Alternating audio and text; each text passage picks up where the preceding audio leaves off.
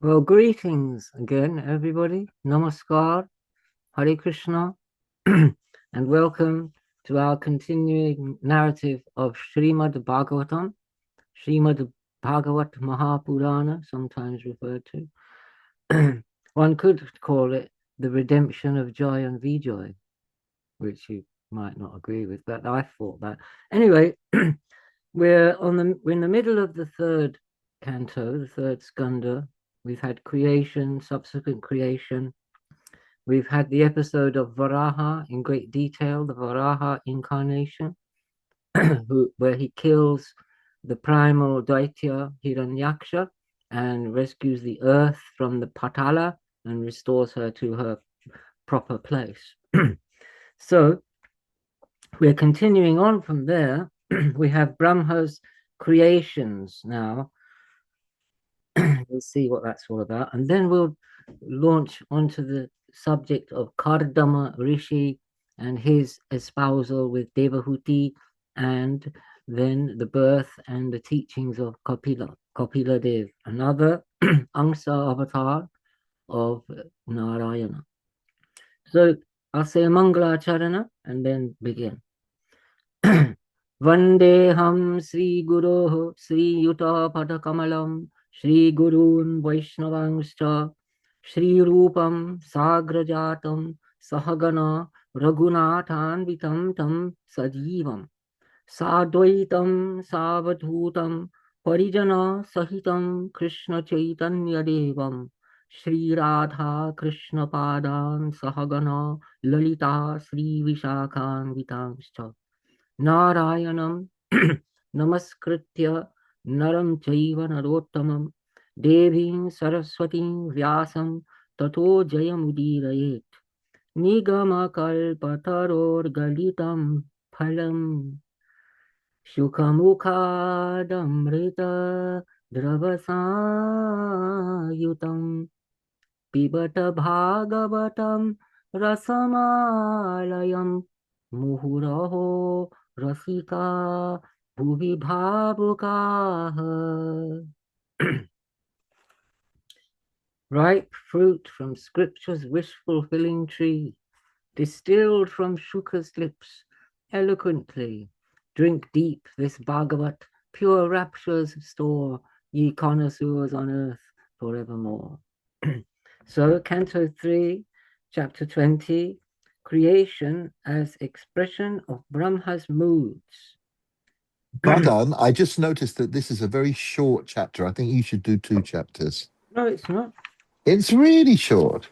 No, it's 50. It's 50. It's a little Okay. different to the Mahabharata. Okay. I think it's fine. Then it will go around anyway quicker. Okay. So, Shonaka said, so remember the dialogue within the dialogue. This is Sutta Goswami speaking to the rishis in Naimisharanya, headed by Shonaka. So now Shonaka is going to raise some points of inquiry. Because what we finished off with last time was the conclusion of the Varaha Avatar episode and the blessings that one attains by hearing and reading it. And so now it's going on to a new subject, or rather reverting to what he was talking about before the narration of Varaha. So Shonaka said, O Sutta, what were the means adopted by Manu Swayambhuva to bring out into manifestation all these jivas who had become latent in Ishvara during the pralaya, the dissolution? Vidura was a devotee of great attainments, and had a deep personal devotion to Sri Krishna as a friend. He was also devoted to Krishna that he was so devoted to Krishna that he abandoned his brother Dhritarashtra and his sons because they behaved in a manner insulting to Krishna.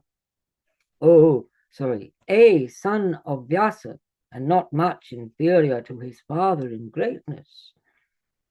That's Vidura.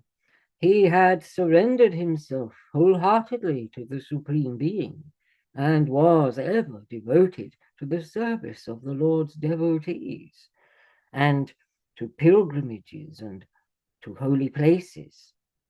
We would like to know what further questions this great devotee put to the sage Maitreya residing in Kushavarta, O Sutta, just as the all-purifying Ganga proceeds from the feet of the Lord, so also at the meeting between these two great devotees there must have been a continuous flow of sin-destroying and purifying conversations about the Lord. Tell us what they talked about, those acts and excellences of the Lord, which always form the subject of talk and song among devotees. May you fare well. Who with a bit of devotion could ever feel satiated with hearing about the Lord's activities and excellencies? Being thus questioned by the rishis of Naimisharanya, Sutta Ugrashravas, the son of Roma said to them with his mind concentrated on the Lord as follows. Sutta said, being thus questioned, hearing how by assuming his mysterious power of Maya, the Lord took the form of a boar, lifted the earth up from Rasatala, and, as if in sport, destroyed Hiranyaksha with the utmost ease. Vidura was ecstatic with devotion and said, what did Brahma, the father of all Prajapatis, do in his creative role after he had created the Prajapatis? Tell us about these esoteric subjects of which you have full knowledge. How did Marichi and the Brahmarshis and Manus, like Swayambhuva, proceed to create at the bidding of Brahma? In the creative work, did they function alone or in cooperation with their wives? Or did all the offspring of Brahma jointly create? Maitreya said, by virtue of the most mysterious potency of the past karmas of jivas lying latent, by the will of the Supreme Being, who is the master of Prakriti, and by the power of winkless time, the root matter Prakriti became agitated, and from that emerged Mahat Tattva, which evolved into Ahankara, ego sense, having three aspects, each dominated by Sattva, Rajas, and Tamas. 5 types of categories were now in manifestation: Ahankara, ego sense, subtle elements, organs of knowledge, organs of action, and the deities presiding over them. In their discrete condition, they were not able by themselves to come into combination and produce the universe. Then the power of the Lord enabled them to produce the golden shell, the universe in its seminal condition. For 1,000 years, the golden shell lay in the cosmic waters, insentient and unmoving. The all-powerful Lord dwelt in it, and it took the shape of Narayana lying in the cosmic waters. Out of the navel of Narayana was generated the world lotus, having the luminosity of 1,000 suns and containing in potentiality all the jivas in it. In the midst of that lotus, the Supreme Being himself appeared, manifested as Brahma. Permeated by Narayana, who lay in the cosmic waters, Brahma created the worlds making names and forms discrete as in previous creations. Out of his own shadow, Brahma created the 5 forms of ignorance: Tamishra, anger; Andha Tamishra, looking upon death as one's end; Tamas, ignorance about oneself; Moha, self-identification with body; and Maha Moha, cravings for enjoyments. Not being pleased with this creation of the forms of ignorance, he abandoned the body, mood of mind, with which he performed this creation. Yakshas and Rakshasas appropriated that body of the form of night, which is the origin of hunger and thirst. Tormented by hunger and thirst, these offspring of night approached to consume Brahma himself, saying, "Don't leave him, eat him up." Then Brahma cried out to them, "Do not eat me up, save me, O Yakshas and Rakshasas. You are my children. How can you destroy me?" Whatever he created by his body of luster, sattva aspect of being, they were the devas, and they took up his body of day, and when he had abandoned it, and rejoiced. We're on Zoom now. From his hips, he created the asuras, who were given to excessive sexuality. Out of the sexual urge, they approached him with the intention of consorting with him. At these asuras who thus approached him, Brahma first laughed. Then, when they persisted, he became angry with them, and when he found them determined, he got frightened and took to his heels. He approached Sri Hari, who removes the sufferings of his devotees and who assumes different forms for the blessing of such devotees. And he said to him, "O Lord, protect me. At thy behest I started this work of creating different kinds of beings. Now these sinful creatures of mine are threatening me with sexual molestation. Thou art the one who can remove the suffering of people in travail, and thou art also the one who inflicts on them various kinds of suffering until they take refuge in thee." The Lord, who knows the hearts of all, saw the pitiable condition of Brahma and advised him to abandon his lust-infested body, and Brahma did so.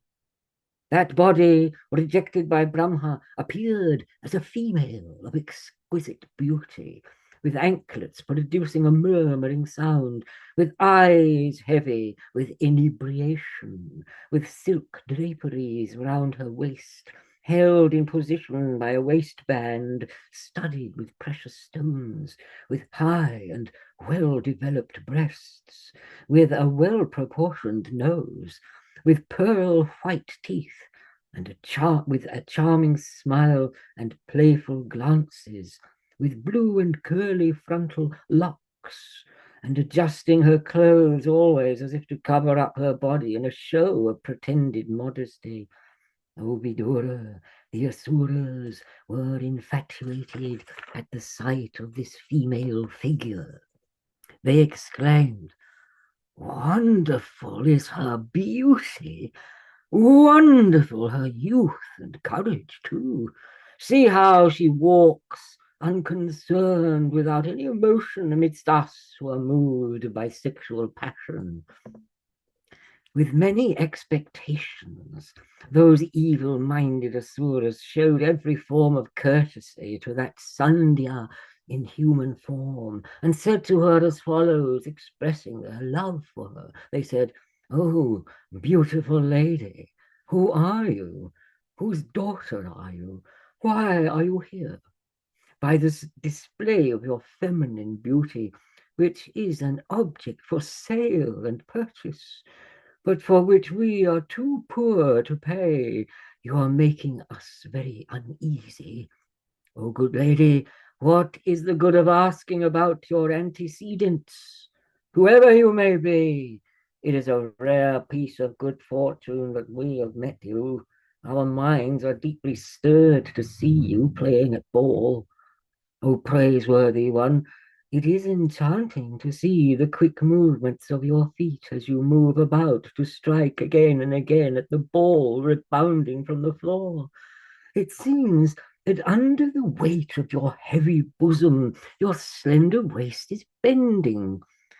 Your clear eyes, with their expression of lassitude, and your luxuriant hair are equally charming.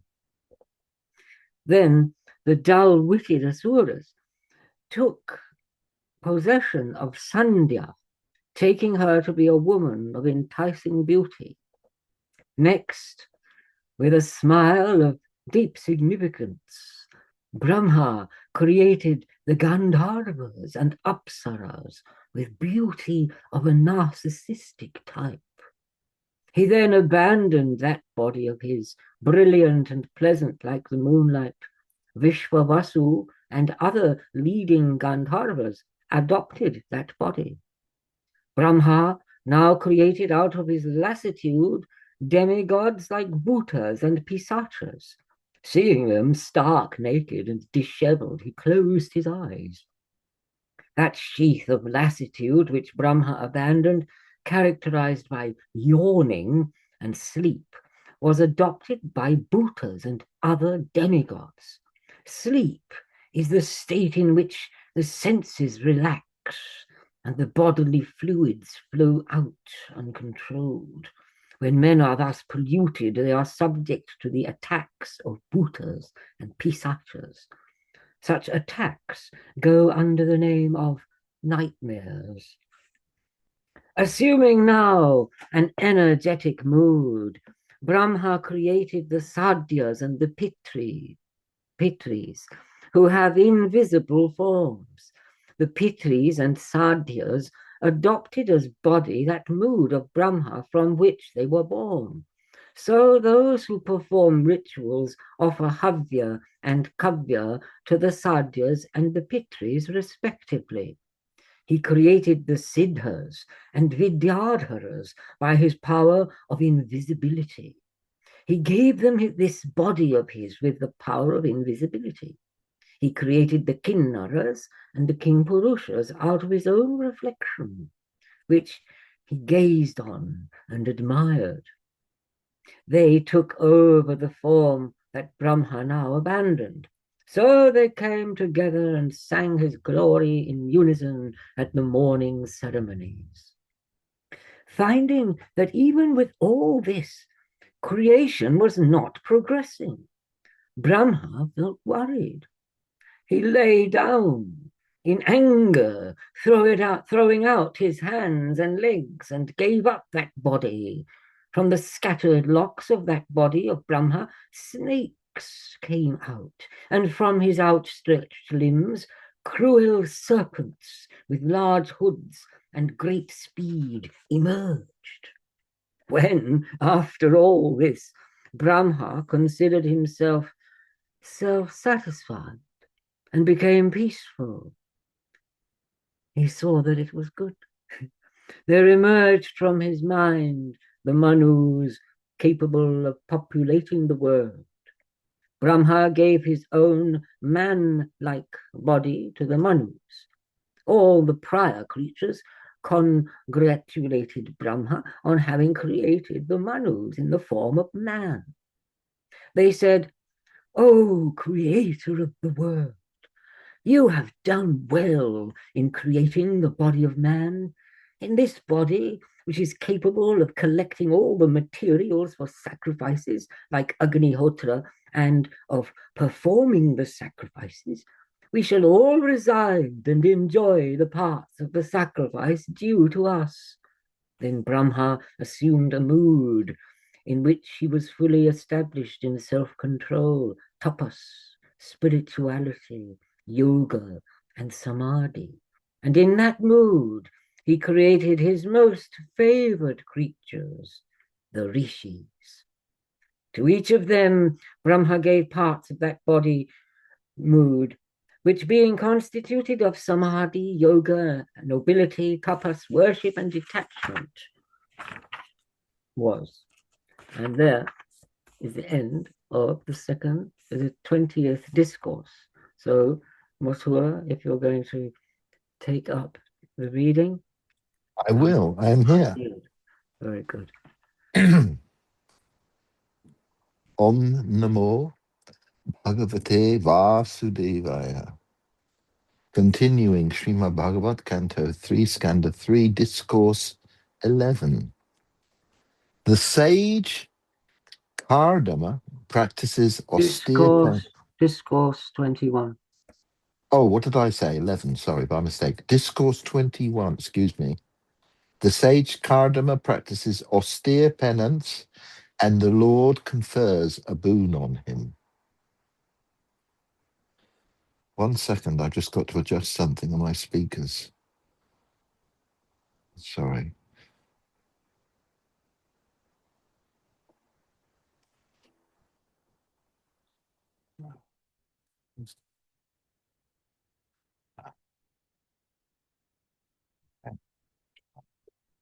Excuse me, I will be back. Okay, thank you. Vidura said, the line of Swayambhuva Manu was the one most esteemed by all. Pray, give me, O worshipful sage, an account of that race, the progeny of which multiplied through sexual union. You have already told us that the two sons of Swayambhuva, Priyavrata and Uttanapada, piously ruled over the entire globe with its 7 divisions, dweepas. His daughter, known by the name of Devahuti, O holy Brahman, has been spoken of by you as the spouse of the sage Kardama, a lord of created beings. O sinless one, how many issues did that great yogi beget through that princess, who was endowed with the 8 limbs of yoga, such as the 5 yamas and so on? Pray, tell me all this, keen as I am to hear it. Similarly, O holy sage, tell me how the worshipful Ruchi, another lord of created beings, and Daksha, a son of Brahma and also a lord of created beings, procreated children after securing as their wife the other 2 daughters of Swayambhuva Manu, Akuti and Pashuti, respectively. Maitreya replied, commanded by Brahma in the words, beget children. The worshipful Kardama practiced penance on the banks of the river Saraswati for a period of 10,000 years. During that penance, the sage Kardama devoutly waited upon Sri Hari, the bestower of blessings on those who flee to him for protection through various modes of worship, accompanied by deep meditation. Pleased with his austerities, O Vidura, the lotus-eyed Lord showed himself to him at the beginning of Satya Yuga in a form consisting of his own divine essence, which is ordinarily known only through the divine word, the Vedas. Kardama beheld the Lord in his purely divine form, effulgent like the sun, wearing a garland of white lotuses and water lilies and clad in spotless yellow silk, his lotus face fringed with sleek dark locks of curly hair. Adorned with a crown and earrings, he held his characteristic conch, sudarshan, and mace in his 3 hands, and a white lily to play with in his 4th, while his smiling look captivated the heart. Having set his lotus feet on the shoulders of Garuda, he stood in the air with a golden streak, a symbol of goddess Lakshmi, on his breast, and the famous Kasturba gem suspended from his neck. Having realized the ambition of his life and full of joy, The sage fell prostrate with his head touching the ground, and rising began to extol the Lord in the following words, with a mind naturally full of love and his palms joined in prayer. The sage said, "Ah, the fruit of our eyes has been fully attained today by beholding you, the repository of all goodness, whose sight, O praiseworthy Lord, is coveted even by yogis established in yoga, deep meditation after going through higher and still higher births. Your lotus feet are a veritable vessel to take one across the ocean of mundane existence. Only they who have been deprived of their senses by your Maya worship those feet with a view to attaining the trivial and momentary pleasures of sense that can be had even in hell. You, however, O Lord, bestow on them such pleasures of sense too. You are a wish-fulfilling tree, while my heart is impure, tainted by carnality. Therefore, desirous of marrying a girl of like disposition that may prove a veritable cow of plenty, yield all the three objects of human pursuit in my married life. I too have likewise sought the shelter of your feet, which are the source of all blessings.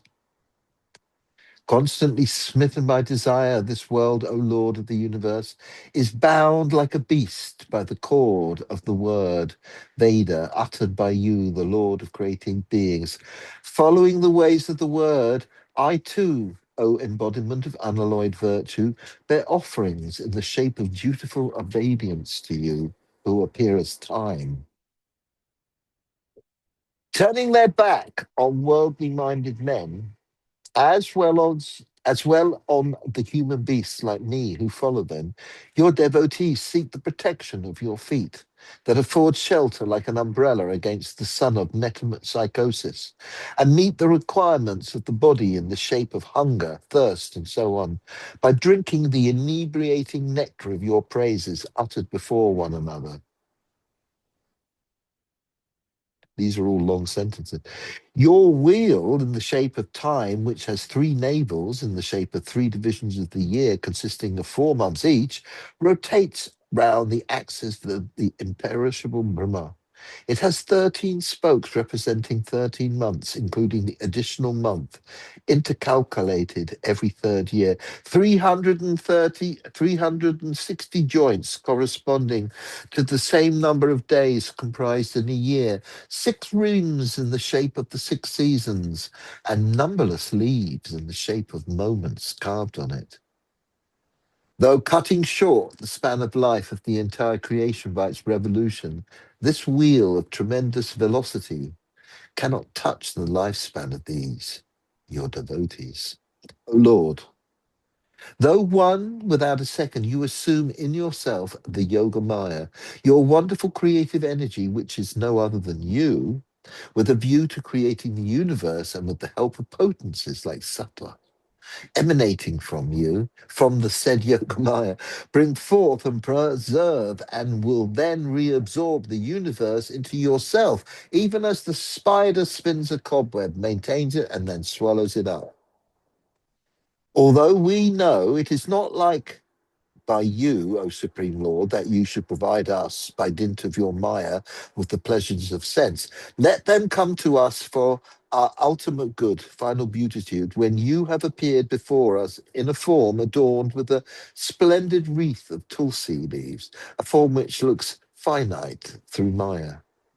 Although by virtue of your self-realization you have ever ignored the consequences of your activity, you have conducted the affairs of the world by your own Mayas and shower the desired blessings even on those who adore you with some interested motive.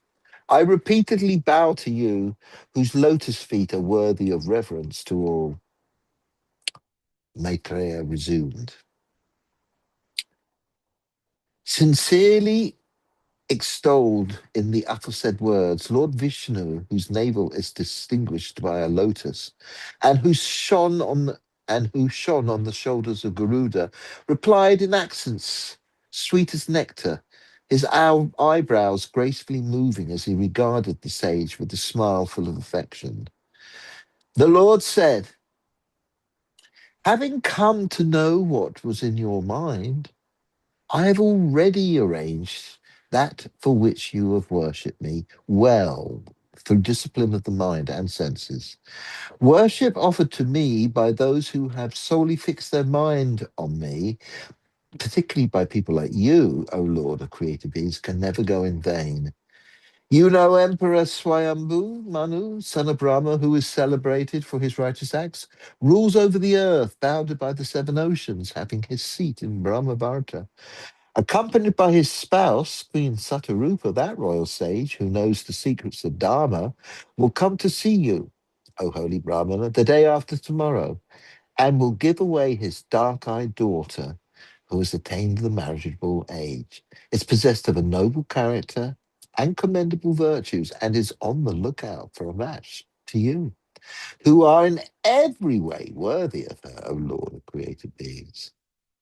Being just the type on which you have set your heart all these long years, that princess, O holy sage, will soon be yours and will serve you to your heart's content. She will bring forth 9 daughters out of the seed sown in her by you, and through the daughters sprung from your loins, sages like Marichi will duly beget children, and with your heart cleansed by properly carrying out my command, and having resigned to me the fruits of all of your acts, you will finally come to me. Showing compassion to living beings in your married life, you will attain self-realization. And giving assurance of safety to all, as a recluse, you will perceive your own self, as well as the universe identified in me and myself in you.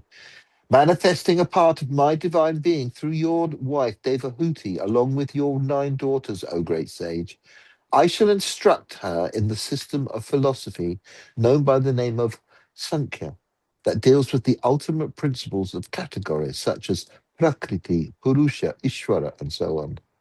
Maitreya went on. Having thus spoken to him, the sage Kardama, the Lord, who reveals himself only when the senses are turned inward, departed for his own abode by Kunta. From his hermitage on the strand of the lake called Bindu Sharovara, which was encircled by the river Saraswati. Okay, just going to read that. From his hermitage on the strand of the lake called Bindu Sharovara, which was encircled by the river Saraswati. While the sage stood looking on, the Lord left by the path leading to Vaikuntha, a path which is extolled by all the great siddhas, listening to the hymns forming the basis of the Samaveda and uttered by the wings of Garuda, the Lord of the Feathered Kingdom. Even after the departure of the Lord, the worshipful sage Kardama stayed in his hermitage on the strand of the Bindu Sarovar, awaiting the time predicted by the Lord. On this side, Swayambhuva Manu, with his spouse Satarupa, mounted his gold-plated chariot, and taking his daughter Devahuti along with him, and journeying all over the globe, reached the aforementioned hermitage of the sage Kardama, who had just completed his vow of austerity on the very day foretold by the Lord. Ovidum. The holy Bindu Sharovar, which overflowed with the water of the river Saraswati, and was resorted to by hosts of eminent sages, and whose water was not only wholesome but also sweet as nectar, was so called because drops of tears had fallen thereon from the eyes of the Lord, overwhelmed as he was by extreme compassion directed towards the sage who had sought his protection. The lake was rich in fruits and flowers of all seasons, inasmuch as it was surrounded by clusters of sacred trees and creepers, affording shelter to holy beasts and birds that uttered various cries, and was adorned with rows of forest trees. It resounded with the notes of overjoyed birds, and was the scene of the humming of intoxicated bees. Merry peacocks proudly danced in the forests surrounding the lake, and many cuckoos called one another by their sweet notes. The lake was hemmed round by Kadamba, Champaka, Ashoka, Karanja, Bakula, Ashana, Kunda, Mandava, Kutaja, and young mango trees, and echoed with the pleasing notes of Karavandavas, a species of duck. Plovers, swans, ospreys, waterfowls, cranes, and chakrawakas and chakoras. And it was infested with deer, boars, porcupines, gayals, elephants, baboons, lions, monkeys, mongooses, and musk deer. Entering that most sacred spot with his daughter, Devahuti, and going near the sage, the first monarch, Swayambhuva Manu, saw him sitting there in his hermitage, having propitiated the sacred fire by pouring oblations into it. He shone most brilliant with his body, which, though engaged in austere penance for a long time, was not much emancipated because the Lord had cast his affectionate glance at him, and he had also quaffed with his ears the nectar flowing from the moonlight words of the Lord. The sage was of high stature, had eyes big as the petals of a lotus, wore matted locks on his head, was clad in rags, and looked untidy like an unpolished gem. Seeing the monarch come to his hermitage and bowing before him, the sage greeted him with benedictions and received him with due honor. When the king had sat down, calm and collected after receiving the sage's attentions, the latter, who recalled the instructions of the Lord, spoke to him as follows, delighting him with his soft accents. The tour undertaken by you, O Lord, is surely intended to protect the virtuous and kill the wicked, embodying as you do the protecting energy of Sri Hari.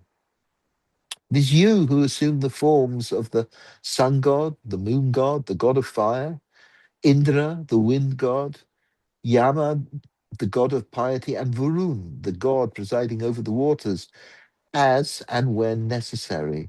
Hail to you, who are no other than Lord Vishnu. If you do not go about the world like the sun in your bejeweled chariot, that ever leads you to victory, twanging your fierce bow, inspiring terror in the heart of the wicked by the presence of your very chariot, taking a huge army behind you and shaking the terrestrial globe by the tread of your host, all the moral laws governing the various varnas and ashramas, and made by the Lord himself, O king, will be broken that very moment by impious men, which will be deplorable state of things. Nay, unrighteousness will flourish on account of grasping and unruly men. If you gave up all thought of the world, it will fall into the clutches of impious men and perish. Next person coming up. Nevertheless, I ask you, O valiant king, the purpose for which you have come here with a glad heart, we shall meet your wishes. Thus ends the 21st discourse in Book 3 of the great and glorious Bhagavat Purana, otherwise known as the Paramahamsa Samhita. Hari Om. Mark G. Hare Krishna. Fantastic. Haribol. Hari Bol. Hare Bol. Om Namo Bhagavate Vasudevaya. Chapter 22. Kardama's marriage with Devahuti. To that ascetic Kardama, who thus spoke in praise of his acts and excellences, the king replied in an attitude of modesty. The Manu said, Rama, the embodiment of the Veda, created you from his face for the propagation of the Vedas, endowing you with traits suited for austerity, knowledge, worship, and the life of renunciation. That universal being with countless limbs created us Kshatriyas out of his arms in order to protect the Brahmana. Brahmana is his heart and the Kshatriya is his limb. For this reason, the Brahmana and the Kshatriya are a protection to each other. It is the Lord himself who protects the whole social order through the Brahmana and the Kshatriya. By my very meeting with you, all my doubts have been cleared, for even without my asking, you have enlightened me on the duties of one who has the task of governing and protecting the country. It is by a rare good fortune that I have met you, who are not generally accessible to people of uncontrolled mind and senses. It is an equally good piece of fortune that I have been able to touch the dust of your feet with my head. I am fortunate and blessed to be instructed by you. Therefore, fortunate I am to have taken in through my ears the noble instructions imparted by you. I would, however, beseech you to hear my submission relating to a problem connected with my daughter, whom I love very much and about whom I am very much worried. This daughter of mine, who is the sister of Priyavrata and Uttanapada, is in search of a husband suited to her from the point of view of age, character, and temperament. From the day she happened to hear the highly complimentary account of Narada about you, regarding your character, your knowledge of the Shastras, your beauty of form, your youthful age, etc., from that day she recognized in you her husband. Therefore, O great Brahmana, deign to accept her whom I offer to you as wife. She will be well matched with you in discharging all duties of a householder. The rejection of an object of utility that has come by itself to one unsought is not considered a virtue, even in a man of dispassion. And it is certainly not so in respect of a man who desires it in his heart. A man who rejects what is offered unasked and afterwards begs for it from one who is unwilling to give, he earns disrepute and is liable to be an object of ridicule. I have heard that you are on the lookout for a proper match. Being an upakurvana, or one who has decided to end the rule of celibacy after the study of Vedas is over. So I request you to accept as wife this girl, whom I offer to you with all devotion and respect. Kardama said in reply, let it be as you say. I am desirous of taking a wife, and here is your daughter, who has not been promised to anyone before. It will be a well-matched marriage. Let this our marriage be the first to lay down the guidelines of marriage, there having been none before. As you wish, let the marriage of your daughter take place in accordance with the Vedic dictum. Who would not receive with respect this daughter of yours, whose bodily luster rejects the need of any ornaments to beautify her? What sensible man would reject the suit of a lady like her, noted for her beauty and nobility? It is said that seeing her at play with a ball on the terrace of the house, her anklets producing a delightful sound and her eyes following the movements of the ball, Vishwavasu, a Gandharva travelling in an aerial vehicle in the sky, got infatuated and fell down from above. She is a jewel of a woman coming here of her own accord and offering her hand in marriage. Besides, she is so pure that she is unfit to be seen by anyone except by people with great devotion to God. She is the daughter of Manu Swayambhuva and the sister of Uttanapada. Is there any sensible man who would reject her suit? I, however, accept this proposal under one condition. I shall stay with her only till the required number of issue has been begotten. After that, I shall renounce the world as directed by the Lord himself and enter the order of Paramahamsas, whose characteristic is universal love.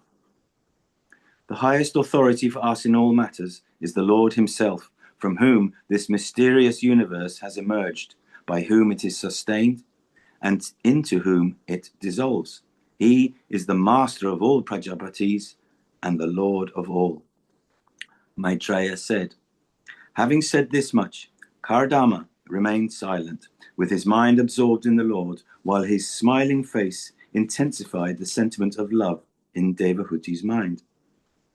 Next, the Manu, after ascertaining the decision of his wife and daughter, gave the latter in marriage joyfully to the highly virtuous Kardama, to whom she was an equal in all respects. The queen Satarupa gave rich marriage presents to the couple, consisting of costly silk robes, jewellery and utensils, and the king, now relieved very much to see his daughter properly wedded, held her in his arms and grew very tender and emotional out of his parental affection. Unable to bear her separation, he shed profuse tears over her head and wetted her hair, calling out loud, "O daughter, O darling!" Then, taking leave of Kardama, the king, accompanied by his wife and his following, started in his chariot for the city. As he travelled, he saw on both banks of the Saraswati the hermitages of several ascetics, adding to the beauty and sublimity of that place. The subjects of the emperor, hearing that he was coming, were overjoyed and came in numbers from Brahmavarta to receive him with a band and music. Manu's capital, Barhishmati, in Brahmavarta, is the spot where the stiff hairs of the cosmic boar fell when the Lord in that form shook his limbs. It is that hair that became evergreen grasses like Kusha and Kasa. The rishis defeat the forces that obstruct yajna and adore the Lord of yajna with those grasses. Where the great Swayambhuva Manu built sacrificial altars with these Kusha and Kasa grasses and worshipped the Supreme Being, that spot is known as Barhishmati. Reaching Barhishmati, the Manu with his men entered his palace, where all facilities were available for promoting man's physical and spiritual life. Every day in the morning, heavenly singers sang his praise. With one pointed mind, he heard the narration of the Lord's excellencies, and in the company of his wife and subjects, he lived a life of worldly enjoyments that was consistent with the dictates of the scriptures. Although he was living in the midst of every form of sensuous attraction that Yogamaya can offer, they could not tempt him into worldliness, because he held the Lord in mind always. As he spent much of his time in hearing about the excellences of the Lord, reciting hymns of praise, meditating and worshipping, not a minute of his reign on earth was spent in vain. In this way, he spent his life of 71 Chatur Yugas duration, which is one Manvantara, mostly in spiritual preoccupations that are beyond the three states of waking, dream, and sleep. How can a devotee who has taken shelter at his feet be overcome by any of the affections relating to the body or mind, by his environment or enemies, or by variations of temperature? Being interested in the welfare of all, he narrated in reply to the questions of several rishis all the subtle points relating to the duties of the varnas and the ashramas. I have narrated to you the sanctifying account of Swayambhuva Manu, the first king to rule the earth. Now, hear about the unique doings of his daughter. Over to you, Dina. Hare Krishna. Greetings, Swagatam. Om Namo Bhagavate Vasudevaya.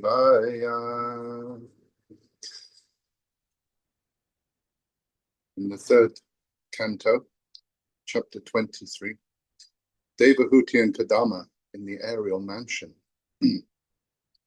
Maitreya said, after her parents' return, Devahuti, who was quick to divine the needs of her husband, served him with great enthusiasm, as Parvati does Shiva.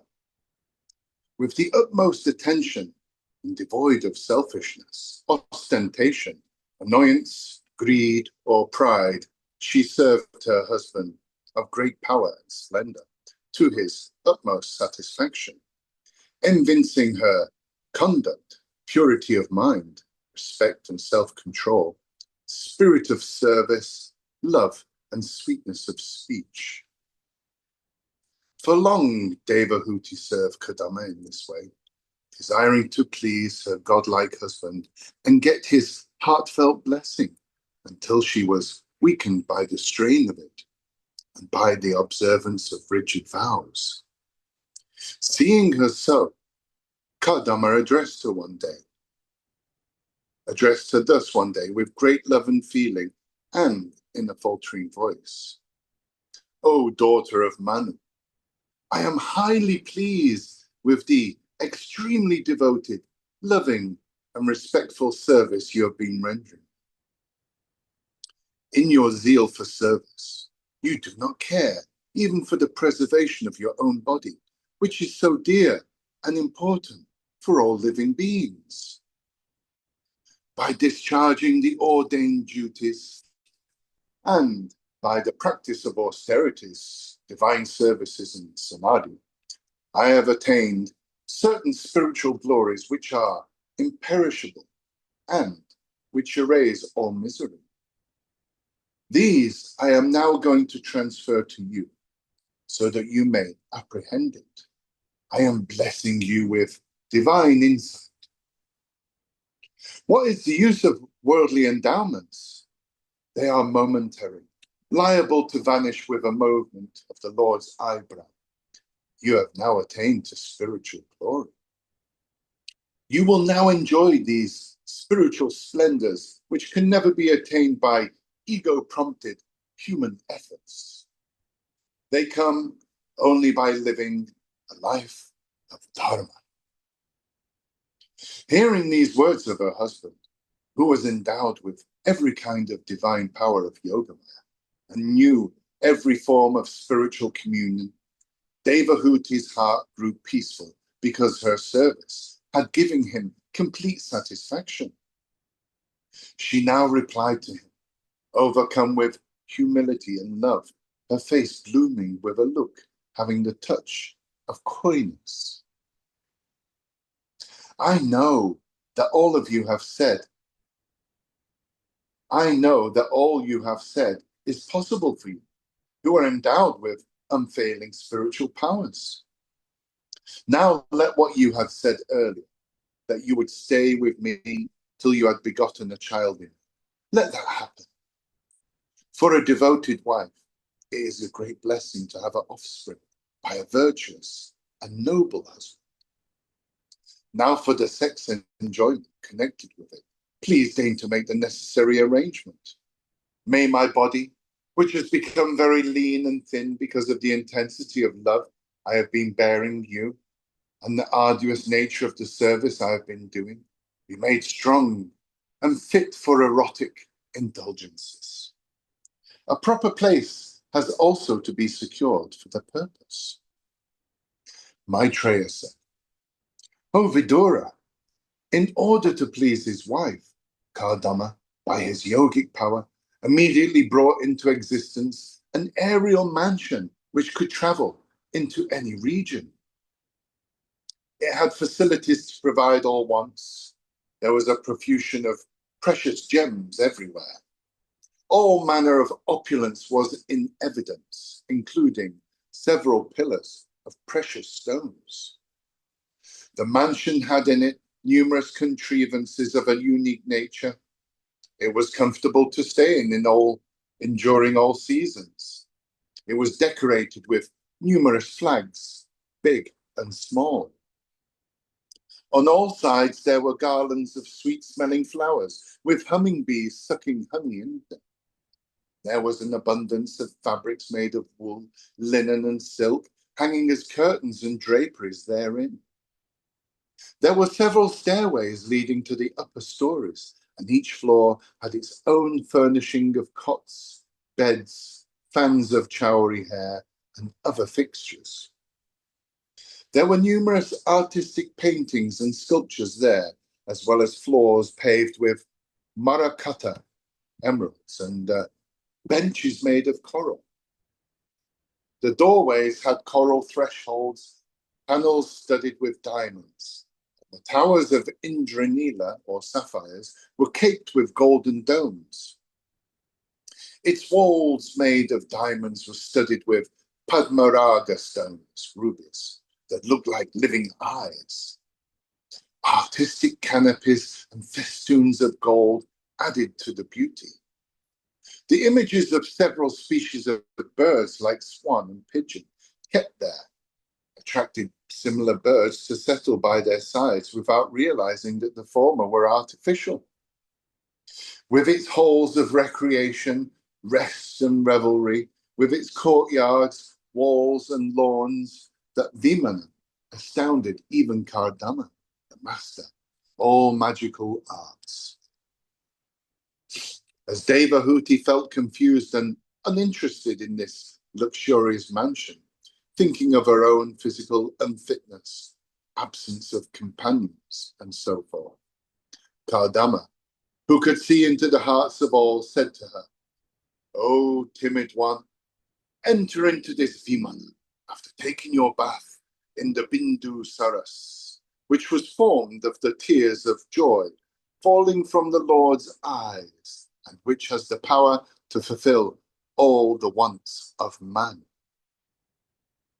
Obeying her husband's instruction, that lady, though endowed with much natural beauty and now reduced to ugliness by her soiled dress, matted locks, unclean body, pale discolored breasts, next entered into the pure waters of Bindu, Saras, which was fed by the holy waters of the Saraswati River. Within the lake she found a large splendid house wherein resided a large number of girls, all young and possessed of the bodily fragrance of lotus. On seeing her, all the girls got up at once and said, "We are your attending maids. Please tell us what we should do."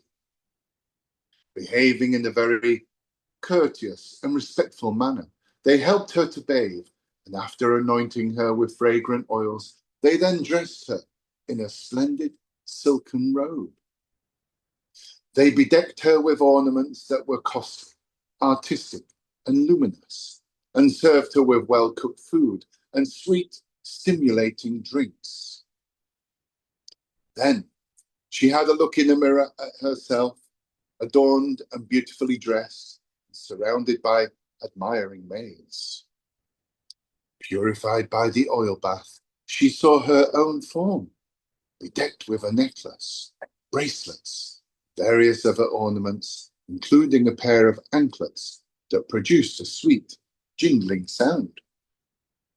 She saw her form in the mirror, adorned with a gem-studded girdle and with a precious necklace of pearls on her neck, wearing saffron and sweet-smelling unguents and having jasmine-like teeth, arching eyebrows, long and attractive sidelong glances, eyes like lotus petals, and locks of blue colour. The moment she thought of her husband, the great Rishi, Kadama, she found herself at once in his company. On seeing herself thus at once in his presence with a large retinue of young women, she was astonished to recall that even this was the result of her husband's great yogic power. She who was thus bathed, cleansed, and dressed handsomely, and restored to her former beauty and attractiveness, was now helped by Kadama to that aerial mansion, along with her large retinue of Vidyadharis. Without any diminution of his spiritual glory, the Prajapati now shone gloriously in that mansion with his wife by his side, and attended by the large retinue of Vidyadharis, like the moon in the sky, surrounded by stars. Carried by the aerial mansion to the caverns of Mahameru, where the gentle breeze, the friend of Cupid, was always blowing, where the delightful sound and waterfall of the divine Ganga could be heard, and where only divinities went for recreation, Kadama sported for a long while with his wife.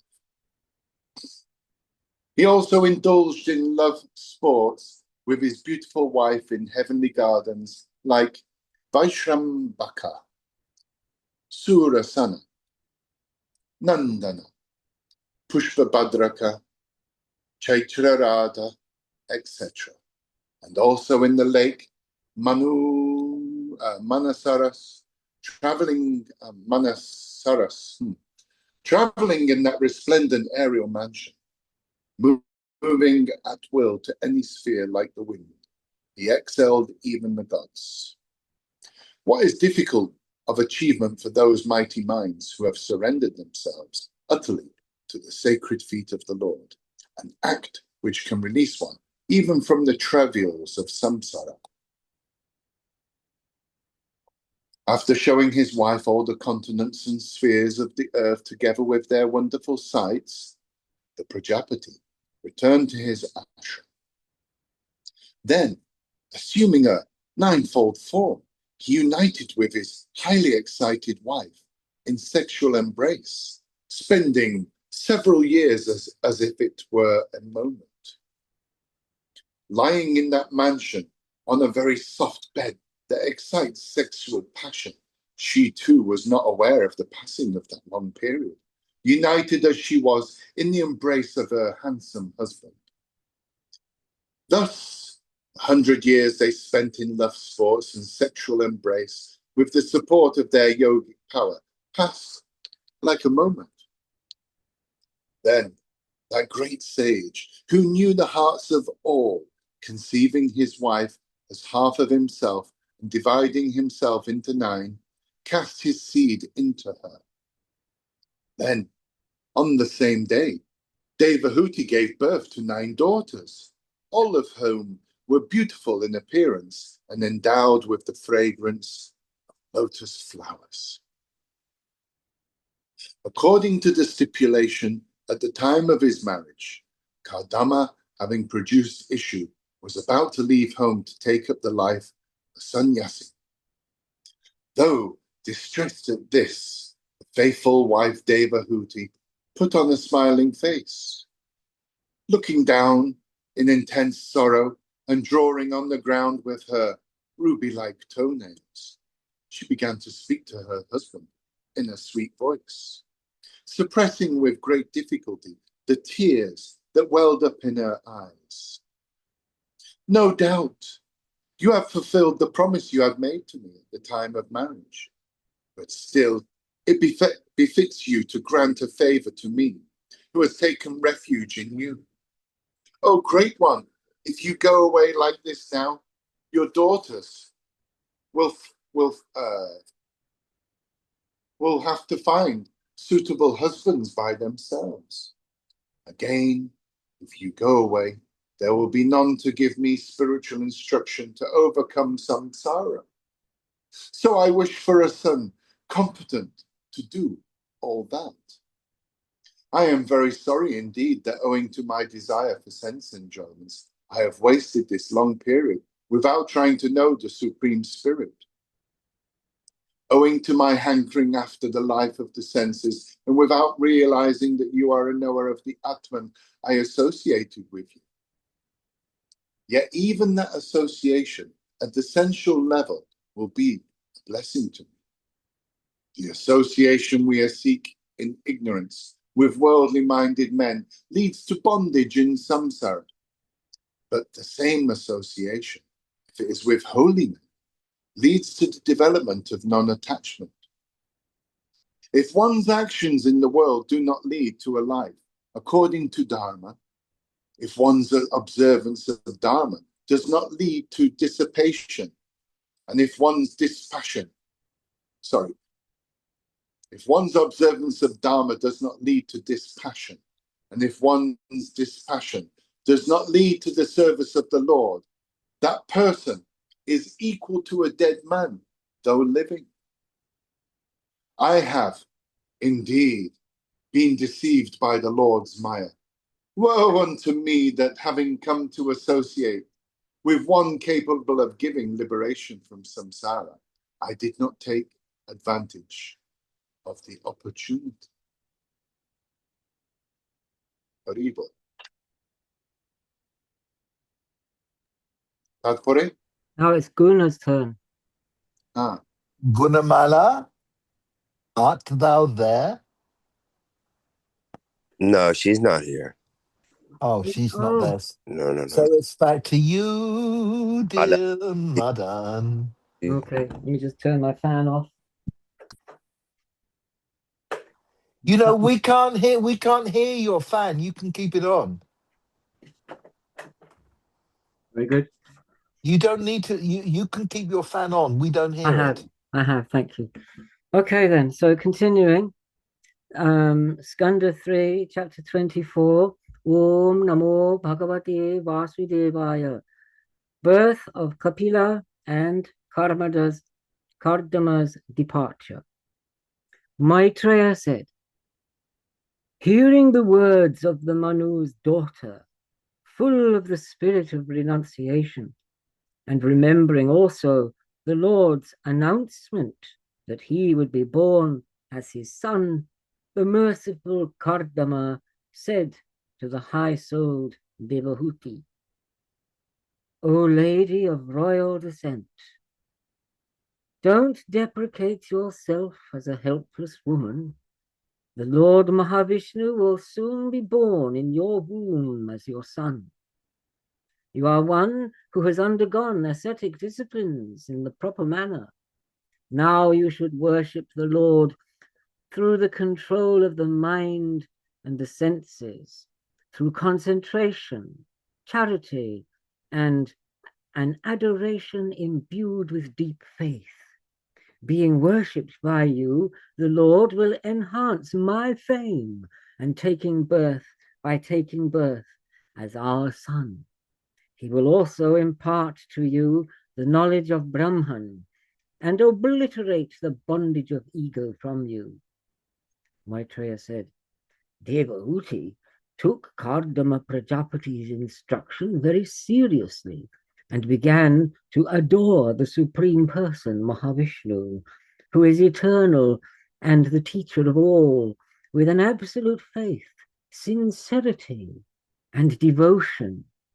After a long time had passed in this way, the Supreme Being, passing into her through the seed of Kardama, was born of her as fire comes out of the fire stick. Then the rain clouds thundered in the sky, their sounds resembling those of percussion instruments. The Gandharvas sang, and the Apsara women danced. Heavenly flowers rained down by the Devas fell on earth. Everywhere the waters and minds of good men became clear and tranquil. One day, Brahma, accompanied by Marichi and other rishis, went to the ashram of Kardama on the banks of the Saraswati. O Vidura, Brahma, established in his sovereignty, knew through his illumined mind that Mahavishnu had, with a portion of himself, incarnated as Kardama's son for the propagation of the philosophy knowledge Sankhya. He said as follows to Kardama in accordance with the Lord's commandment, O son, you who respect all, seeing the Lord in them, have done me the highest honor by sincerely accomplishing the task I had set you to. The best service that a son can do to a father is to accept his order unreservedly and act accordingly. O dear and honored one, these handsome daughters of yours will contribute considerably to the propagation of the species, bringing forth numerous sons and daughters in their respective families. Therefore, you must now give these daughters of yours in marriage to rishis like Marichi, according to their nature and inclination, and thus spread your fame in this world.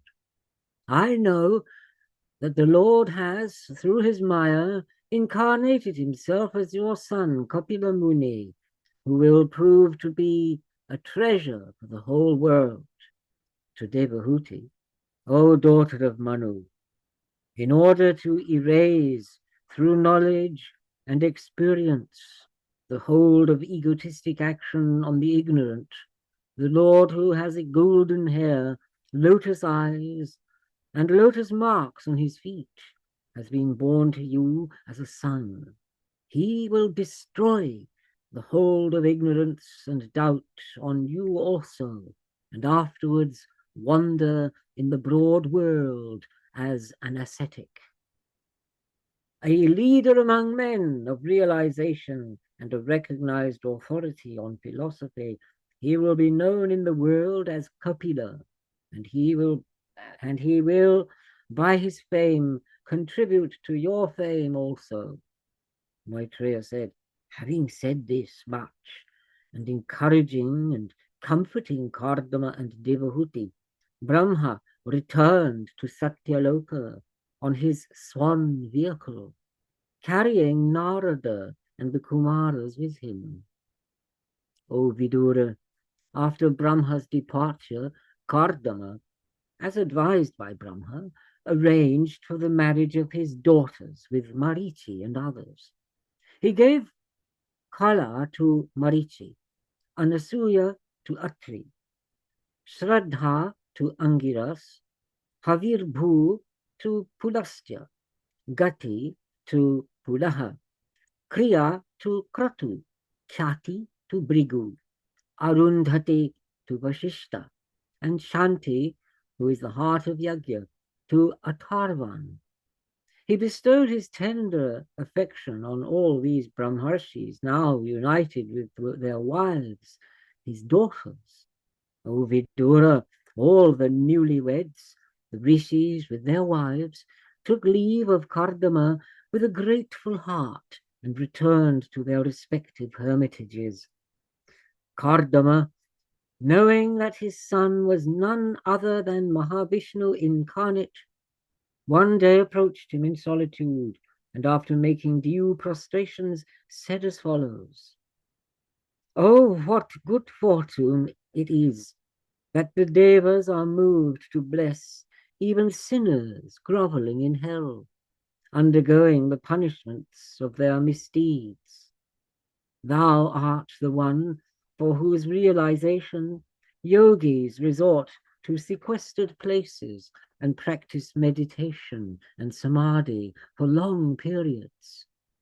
What a condescension that this exalted being has deigned to be born in our unworthy family, without in the least feeling that it is something beneath him. But then he always seeks to enhance the well-being of his devotees.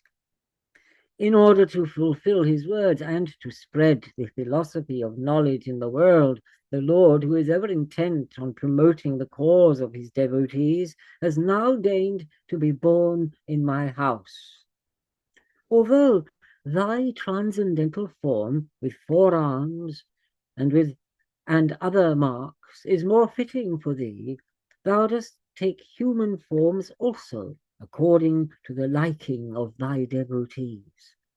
I seek refuge in thee, whose feet are to be worshipped always by learned men who seek spiritual illumination, and in whom glories like lordliness, detachment, fame, knowledge, prowess, and auspiciousness manifest in their fullness.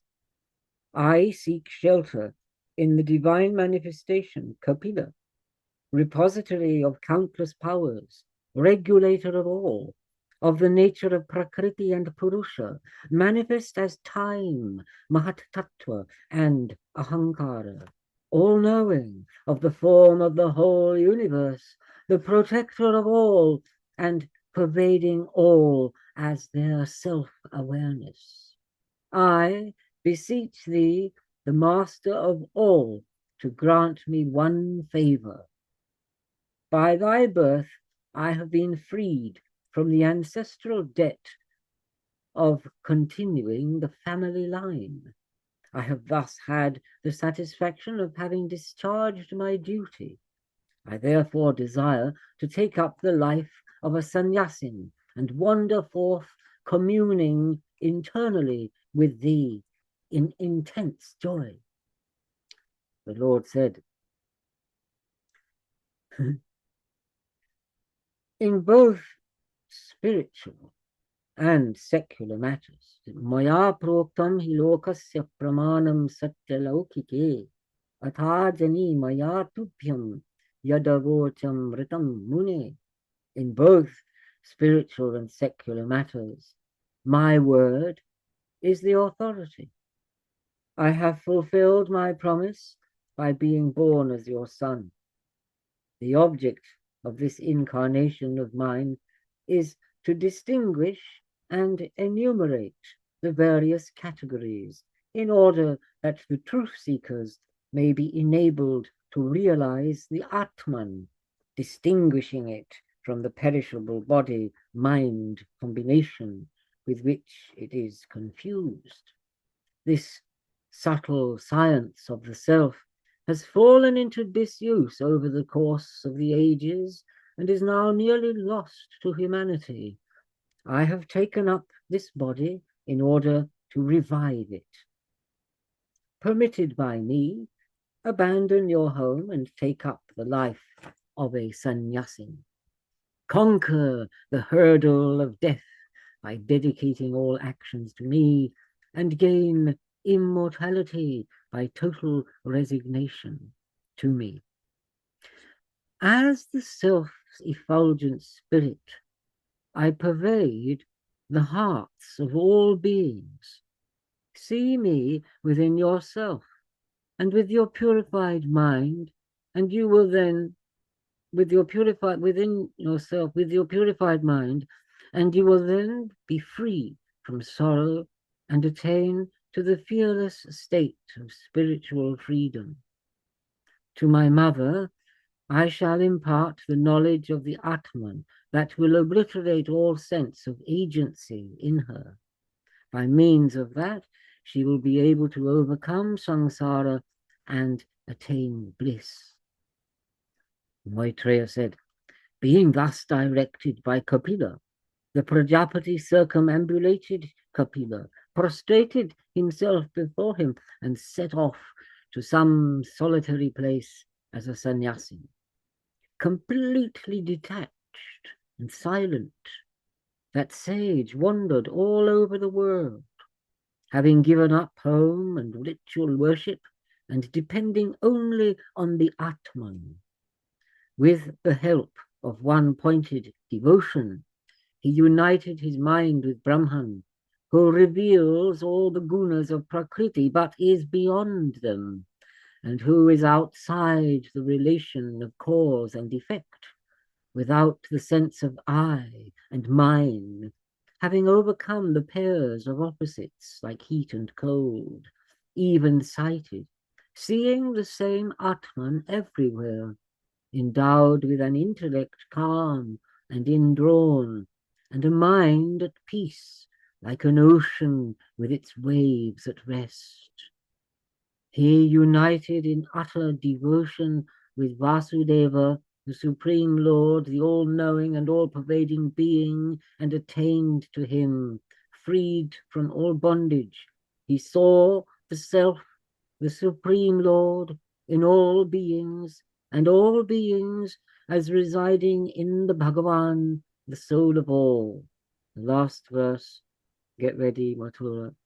Freed from all attachments and antagonisms, seeing the same Atman everywhere, and endowed with devotion to the Lord, he attained to the state due to those united with him in supreme devotion.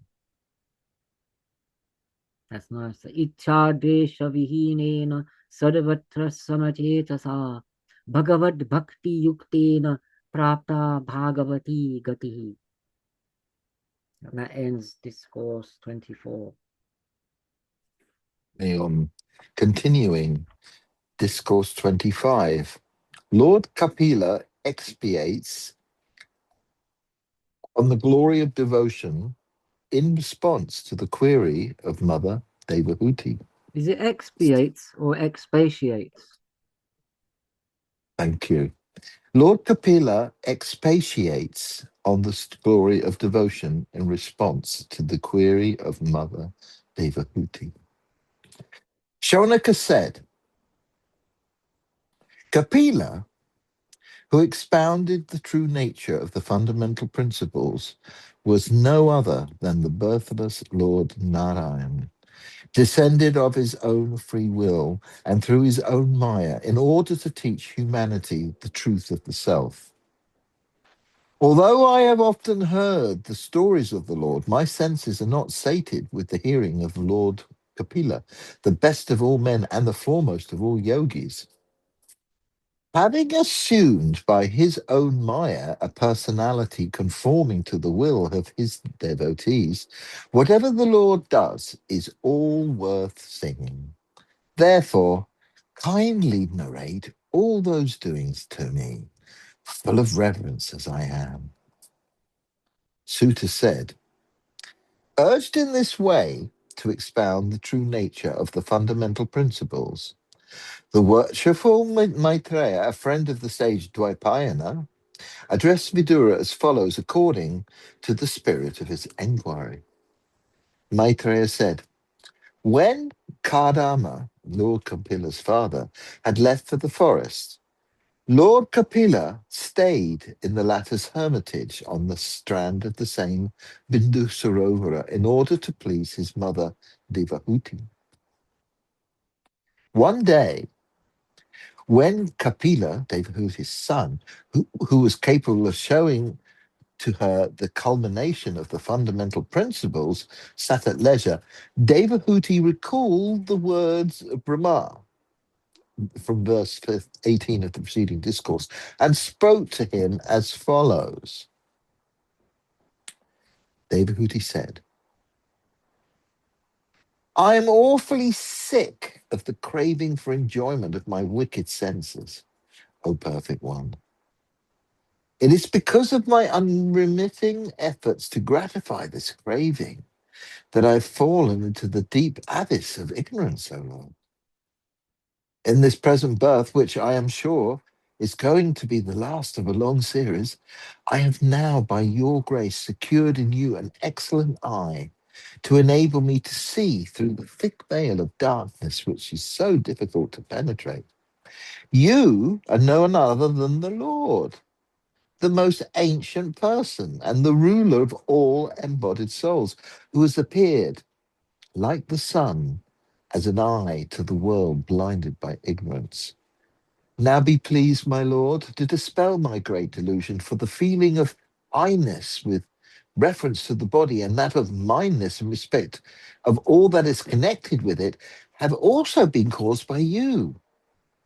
For ascertaining the true nature of Prakriti and Purusha, I have sought refuge in you, who afford protection to all and are a veritable access to the tree of metempsychosis. In the case of your devotees, I bow to you, the foremost of those knowing the secret of true religion. Maitreya continued. On hearing of his mother's innocent desire, which was calculated to stimulate in men the longing for liberation, the Lord, who is the goal of noble souls that have subdued their self, mentally approved of it and spoke as follows, his countenance beaming with a gentle smile. The Lord said, in my opinion, the only means to final beatitude is yoga in the form of contemplation on the Supreme Spirit, which is characterized by absolute cessation of both joy and sorrow. I shall now explain to you that very yoga which is perfect in every limb, and which I taught of yore to sages like Narada, who were keen of to hear it, O virtuous lady. Mind alone is held responsible for the bondage and emancipation of the soul. Attached to the objects of senses, it leads to bondage. When, however, it develops affinity to the Supreme Person, it brings liberation to the soul. When the mind is purged of all its impurities in the form of lust, of greed, etc., which have their root in the sense of I-ness and mindness, and becomes pure, it grows indifferent to pleasure and pain and gets equipoised.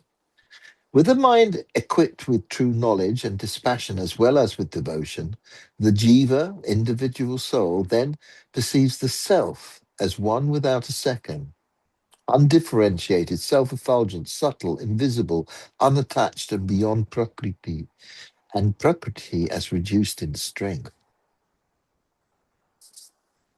For striving souls, there is no blissful road to God realization like devotion directed towards the Lord, who is seated towards the Lord, who is the soul of the universe.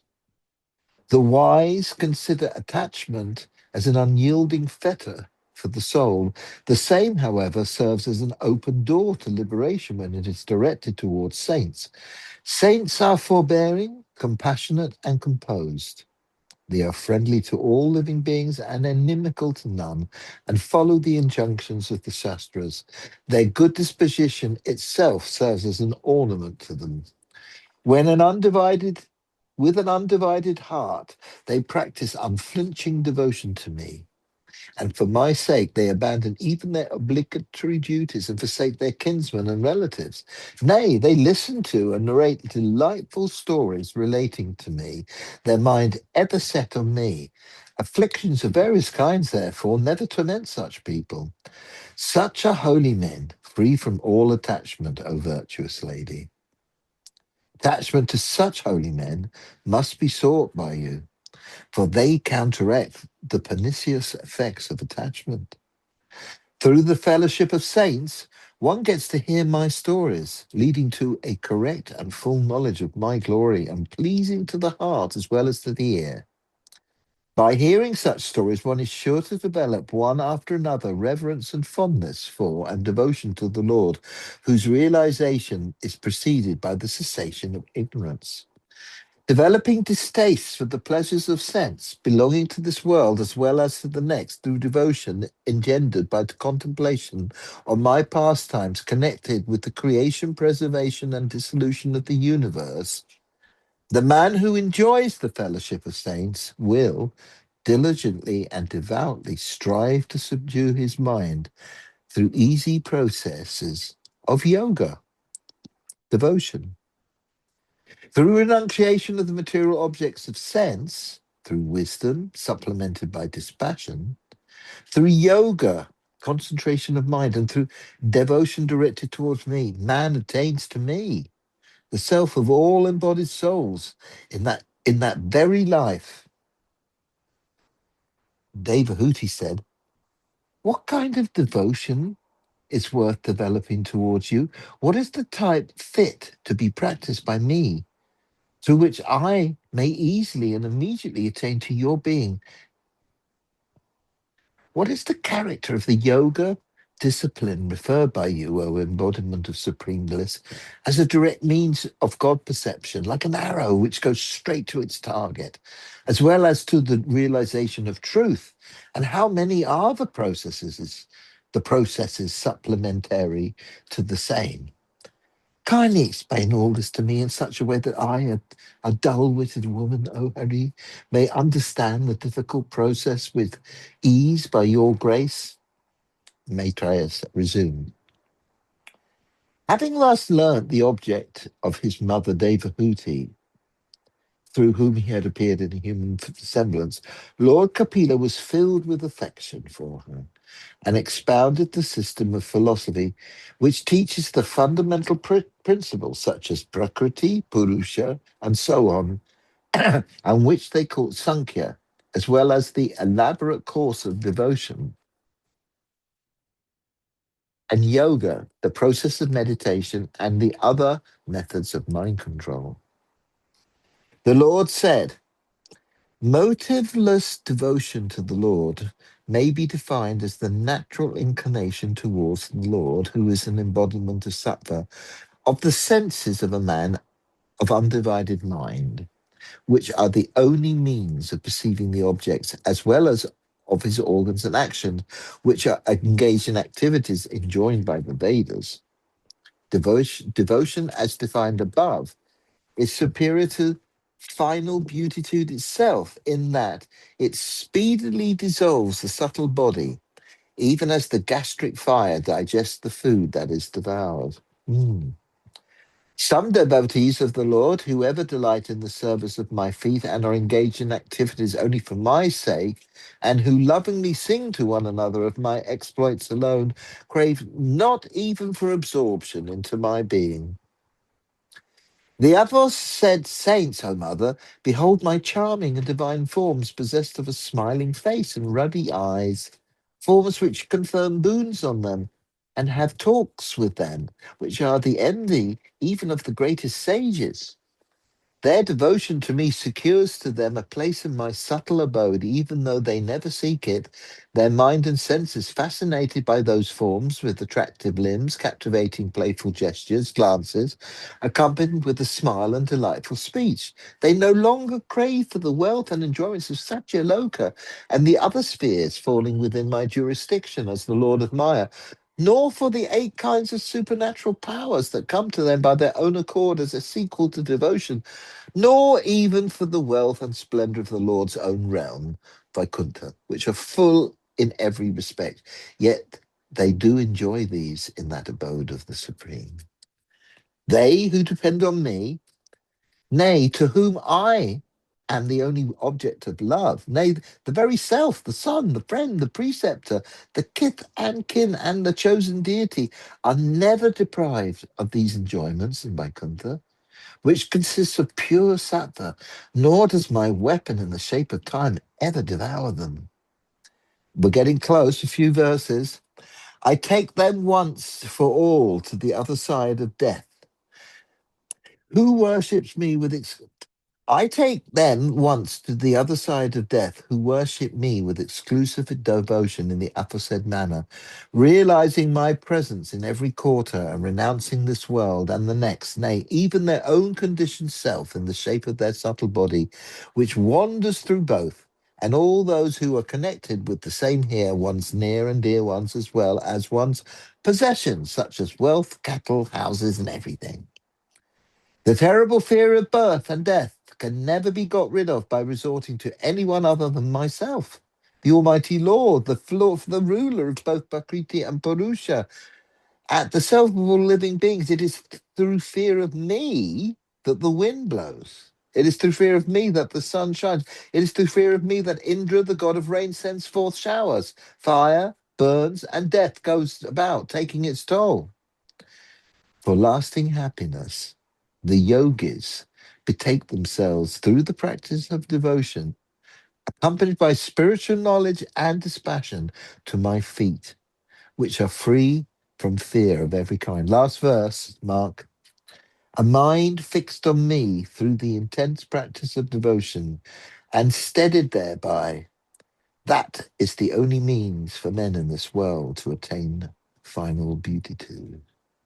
Thus ends the 25th discourse, forming part of the story of Lord Kapila in Book 3 of the Great and Glorious Bhagavad Purana, otherwise known as the Paramahansa Samhita. Hari Om. Can I just say one thing? Please. It's beatitude. Oh, beatitude. Yes, yeah. What did I say? Beatitude. Yeah, wrong. Yeah, beatitude. Sorry. Okay, Mark, over to you. Great. Okay, thank you, Guruji. Om Namo Bhagavate Vasudevaya. Continuing with chapter 26, Kapilodesha, the categories. The Lord Kapila said, now I shall tell you the characteristics of all categories separately.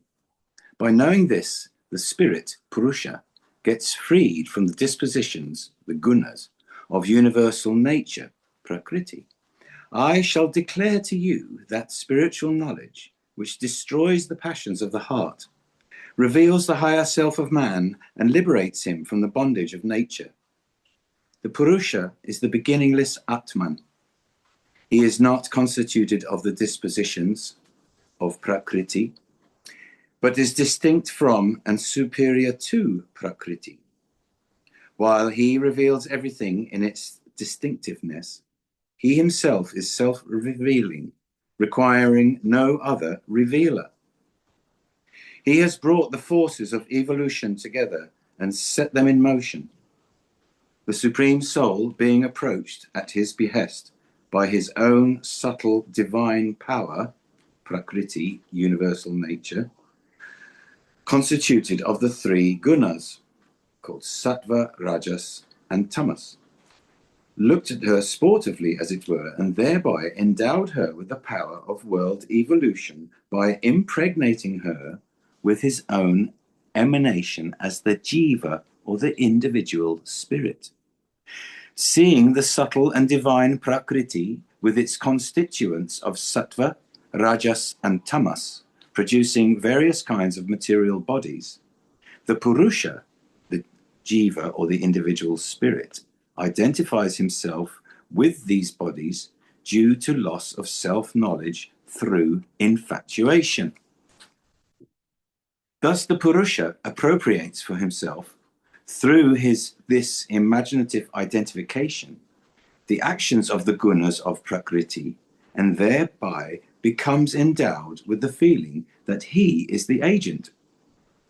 Though the Purusha is, in reality, only the actionless, free, blissful, and uninvolved witness of the movements of the Prakriti, this imaginative identification makes him feel himself to be the agent and enjoyer, subject to samsara and its consequent bondage and enslavement.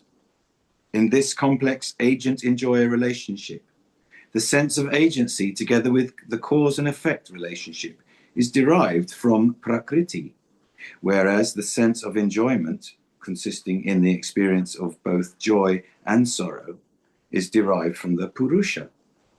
For the Purusha is the center of consciousness, as distinct from Prakriti, which is unconscious but dynamic. Devahuti said, "O Lord, explain to me the characteristics of Purusha and Prakriti, who are the ultimate source of all that exists, manifest or unmanifest." The Bhagavan said, "The description of Prakriti is as follows. It is called Prakriti because it is the root substance of all objects. It is also known as Pradhana, or the principal entity, because it is anterior to all distinct objects, which are only its evolutes. It is without distinctions of any kind, avishesha.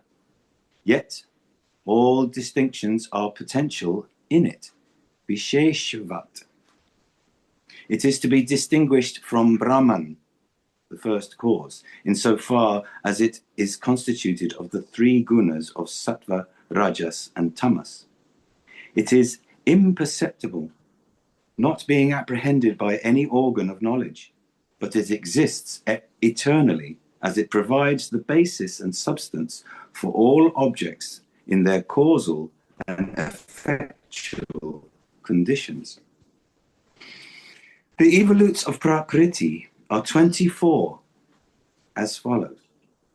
There are the 5 great elements, earth, water, fire, air, and akash. There are the 5 tanmatras, the subtle elements, smell, taste, form, color, touch, and sound, which are so called because they form the subtle condition from which the gross elements have come. There are the 10 organs consisting of 5 organs of knowledge, those called ear, skin, eye, tongue, and nose, as well as the 5 organs of actions, those called speech, hands, feet, and the organ of generation and of excretion. Further, there are 4 psychological categories of manas, mind with the function of thought, buddhi, understanding with the function of determination, ahankara, ego sense with the function of agency, and chitta, mind stuff with the function of conserving impressions. The evolutes of Prakriti, constituted of gunas, have thus been described by me as 24. Besides the 24 categories, there is time as the 25th. Some, however, are of the opinion that time is not included in Prakriti, but rather is a power of Purusha, which incites the fear of death in embodied beings who have wrongly become identified with the evolutes of Prakriti and absorbed in the ego sense, which is one of these evolutes.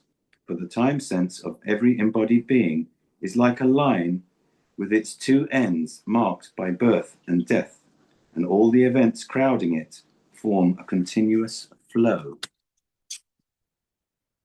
as it were, from the former to the latter.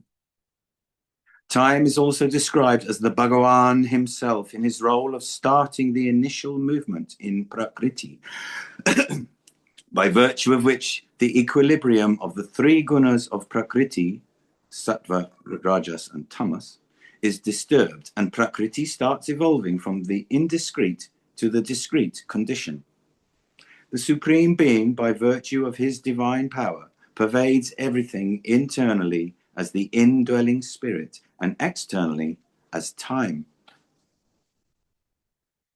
Impelled by the potential karma, moral efficiencies of past actions, of jivas, Prakriti, which is like a fertile womb with regard to the Supreme Being, was brought into activity, impregnated by the will of the Supreme Being.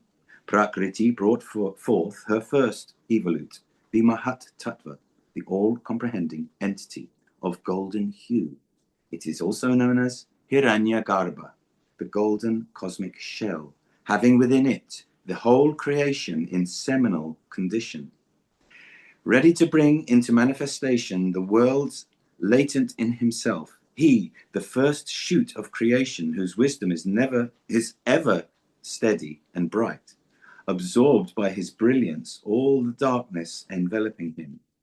What is called Mahat Tattva in the cosmic aspect has got involved in itself in its own individual aspect known as Chitta. Being dominated by Sattva Guna, it is pure, peaceful, and suited for the contemplation of the Lord. It is identical with Vasudeva, the first of the emanations of Vishnu. Water, in its pristine state, is free from impurities like tastes, waves, bubbles, foam, etc., which are derived from other contactual sources. In the same way, Chitta, corresponding to Mahat Tattva, in its pristine state, is pure, unmodified, and peaceful, and is capable, therefore, of revealing the glory of the indwelling spirit. Out of Mahat Tattva, quickened by the will of the Lord, was evolved Ahankara, or I sense, ego sense, which is characterized by the power of expression in action in three ways. The three expressions of Ahankara are Vaikarika, or that dominated by Sattva Guna, Tejasa, or that dominated by Rajoguna, and Tamasa, or that dominated by Tamoguna. These three are the sources of Manas, mind, Indriyas, senses, and Mahabhutas, the great elements of earth, water, fire, air, and ether, respectively. This category of Ahankara, which diversified into mind, senses, and the great elements, has, as its presiding deity, the Lord's emanation with 1,000 heads, known as Shankarshana, or Ananta. He is not to be considered as separate from the infinite Supreme Being himself. The characteristics of Ahankara are the sense of agency, instrumentality, and objectivity, and the experiences of peacefulness, ferocity, and dullness.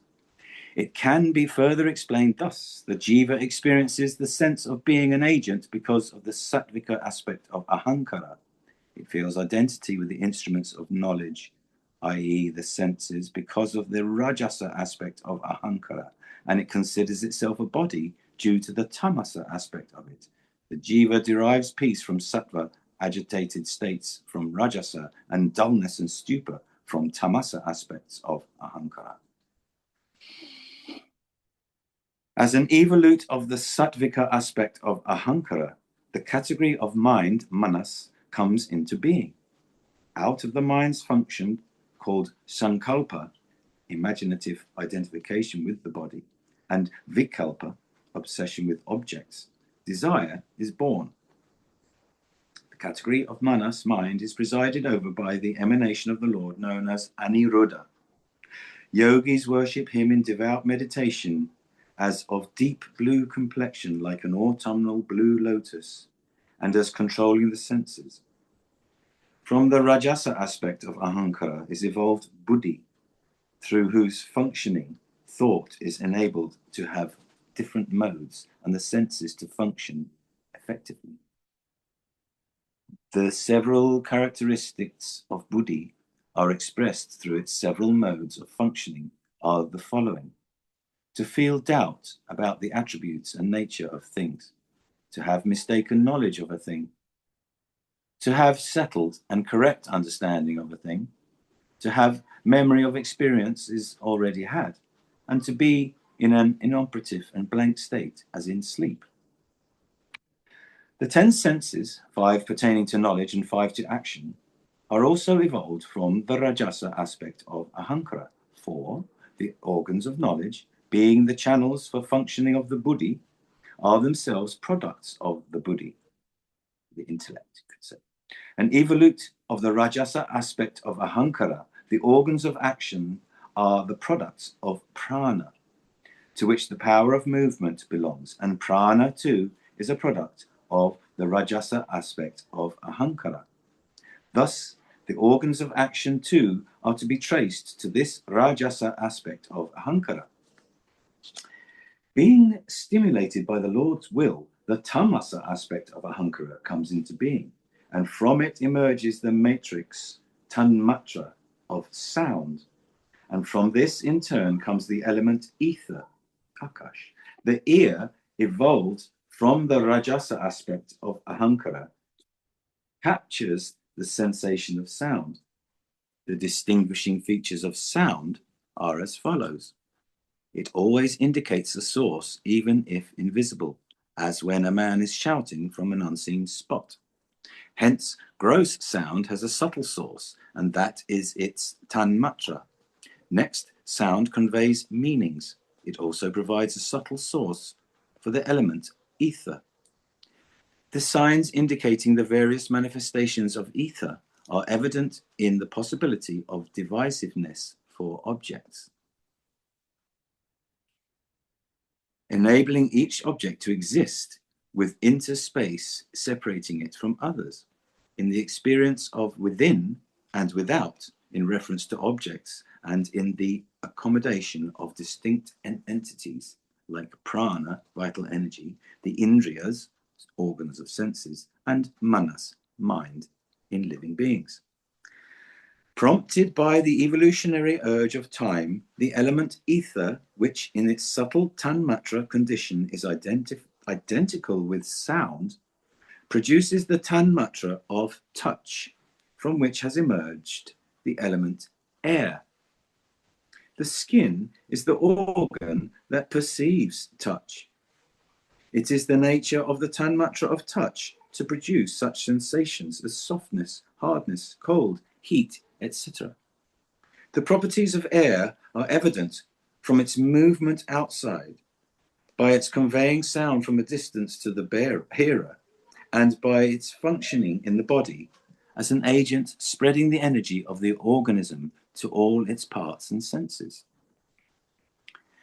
Through the functioning of providence, the element air, which in its subtle tanmatra condition is identical with touch, produces the tanmatra of rupa, or form, or perception, out of which is born the element tejas, brilliance, fire.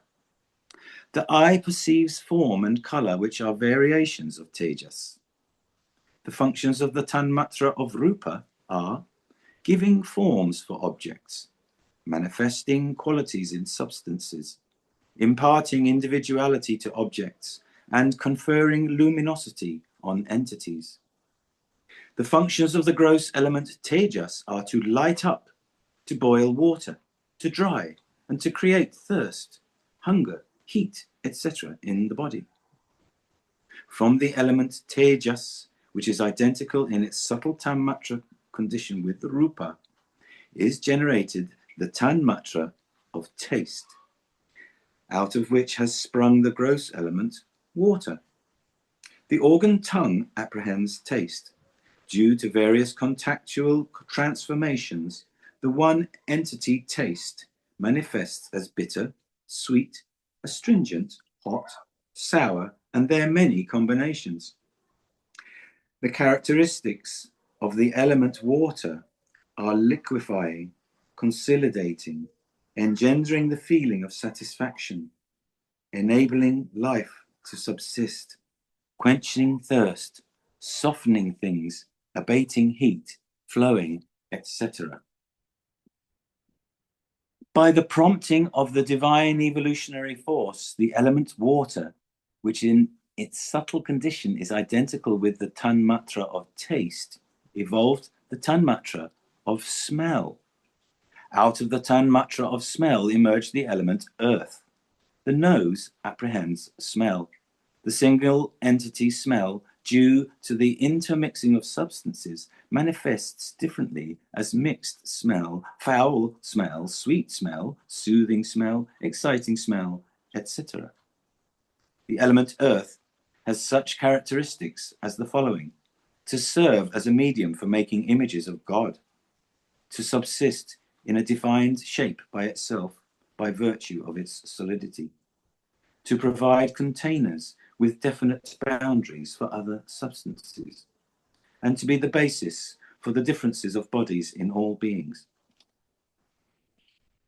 The organ that grasps the special quality of ether, namely sound, is called the ear, and that which grasps the special quality of air, namely touch, is called the skin. The eye is the organ that perceives form, the special quality of fire, tejas. The tongue is the organ that apprehends taste, the special quality of water. And the nose is the organ that grasps smell, the special quality of earth. Each element that stands in causal relation to another transmits its special characteristics to that other, which in turn transmits its characteristics to the next.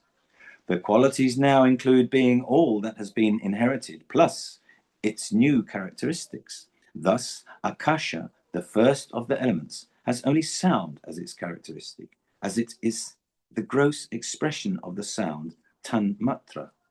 Air, which has come out of the sound, Akasha, has the property of sound derived from its earlier state, as well as its special property of touch.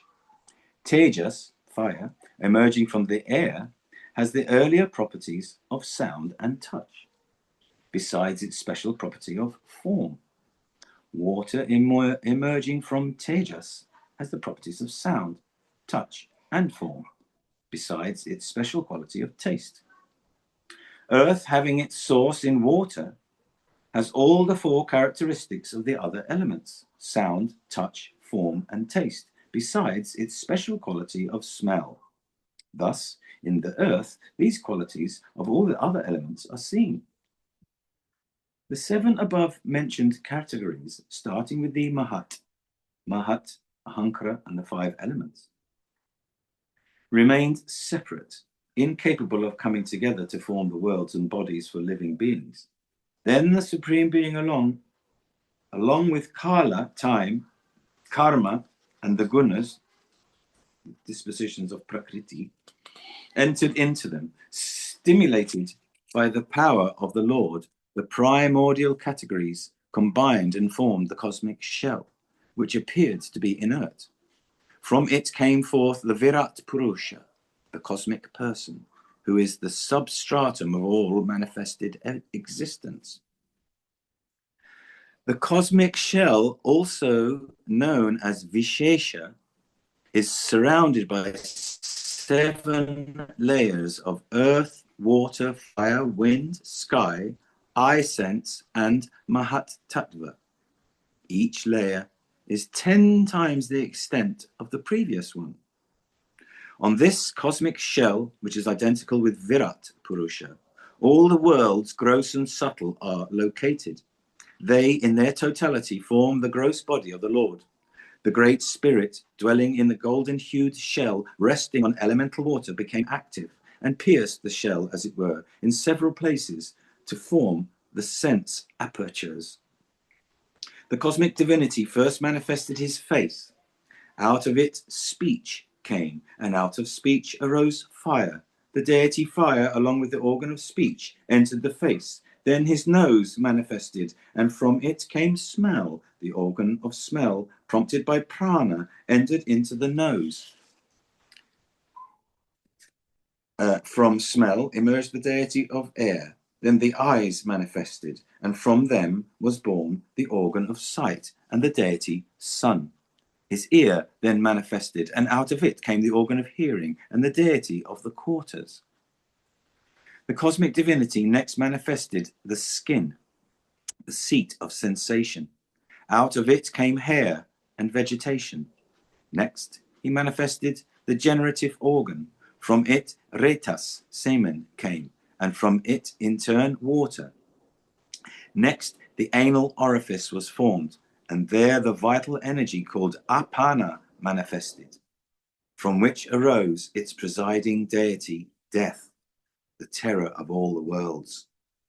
Next, the hands manifested, and from them came the faculty of strength, from which its presiding deity, Indra, sprang. Next, the feet were manifested, and from them came movement, giving rise to its presiding deity, Hari. Then the nadis, the blood vessels, manifested, and these were filled with blood. From it rivers came. Next was formed the stomach.